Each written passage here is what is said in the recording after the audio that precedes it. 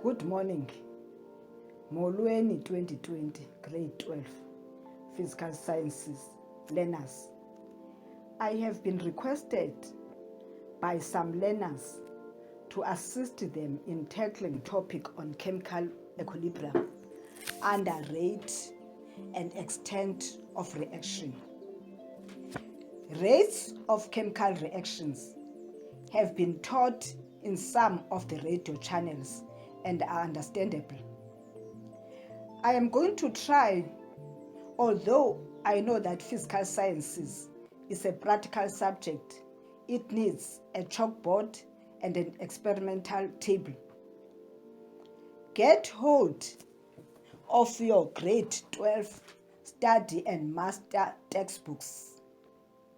Get hold of your grade 12 study and master textbooks and your notes book. The topic is on page 205 of your textbook. The topic is on page 205 of your textbook. I'll be assisting you according to the following subheadings each day.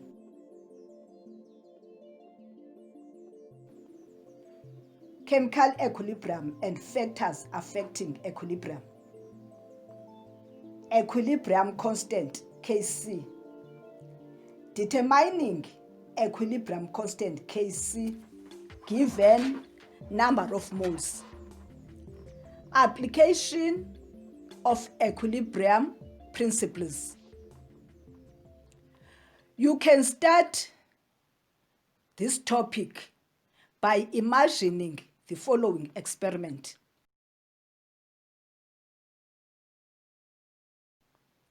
In a glass bottle, closed, indicating the closed system, put solution of blue copper sulfate. Blue copper sulfate, you have been using it as from grade 9. Heat the copper sulfate blue until white. When it is white, add water. Then the hydrated copper sulfate blue, forms a white anhydrous copper sulfate. Then once you add water, you are changing the copper sulfate white into blue. Instead of heating, you can use a concentrated sulfuric acid for removing the 5 moles of water of crystallization. Copper sulfate blue forms white anhydrous copper sulfate white. The forward reaction is the blue copper sulfate being heated to form white anhydrous copper sulfate plus 5 moles of water.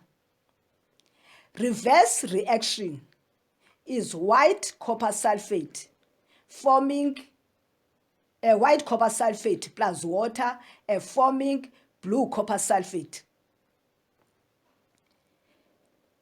As a chemical reaction, for the forward reaction is CuSO4.5H2O in aqueous form, arrow indicating copper sulfate CuSO4 in aqueous form plus 5 moles of H2O.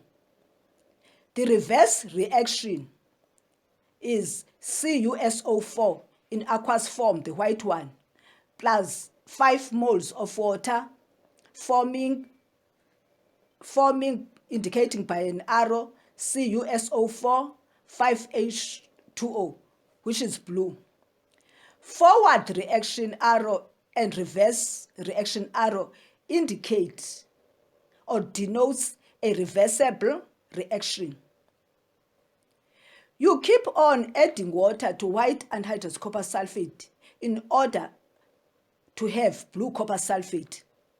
The reverse reaction is white anhydrous copper sulfate plus water. Then you have a reversible reaction. A reaction is reversible when products can be converted back to reactants. A reaction is reversible when products can be converted back to reactants. You perform this forward and backward reaction until the system reaches the state of equilibrium. You perform this forward and backward reaction until the system reaches the state of equilibrium, referred to dynamic equilibrium. Dynamic equilibrium is when the rate of forward reaction equals the rate of reverse reaction. Dynamic equilibrium is when the rate of forward reaction equals the rate of reverse reaction. Another example is on page 205 of your textbook, where you are having H2O in liquid form, reversible sign, forming H2O in gaseous form. Rate of vaporization equals to rate of condensation. Rate of vaporization equal to rate of condensation. Note the following with regard to this topic. A reversible reaction is indicated by a double arrow pointing both arrows in a chemical equation. A reversible reaction is indicated by a double arrow pointing both arrows in opposite directions in a chemical equation.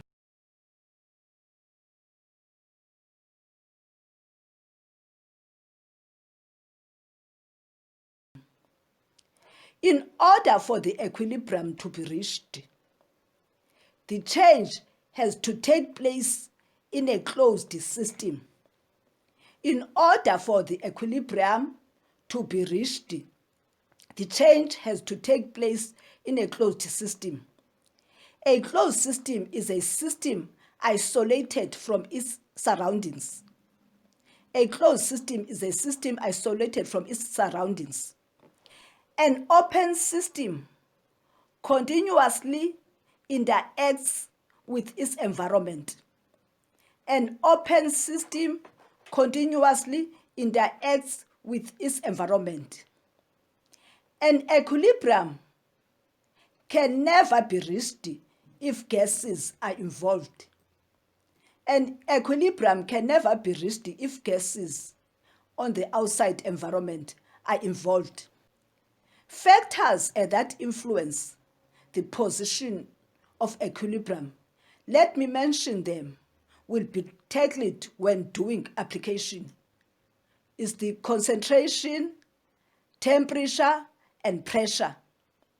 Enough for the day. Read it, try to understand it before we proceed to more difficult section. Thank you.